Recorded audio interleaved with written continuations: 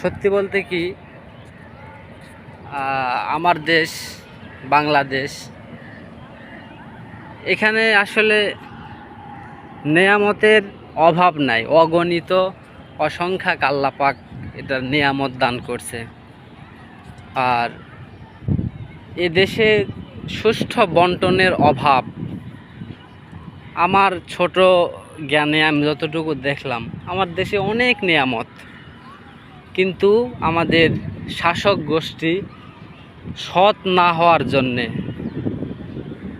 আমরা একটা দুর্ভিক্ষ অবস্থায় সময় পার করি।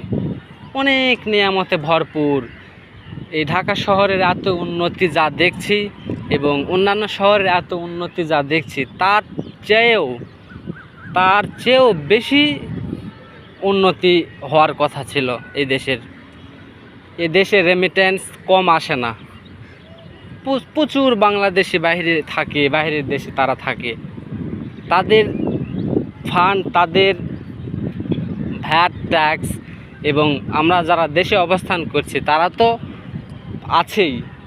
এ দেশে আরও উন্নত হতো, কিন্তু সুষ্ঠু বন্টন না থাকার কারণে এই দেশ চোর ডাকাতের জন্য, সাধারণ চোর ছাঁচরা না, এরা হলো চেয়ারপ্রাপ্ত চোর ডাকাত, এদের জন্য এই দেশটা অনেকটাই পিছিয়ে পড়ে আছে।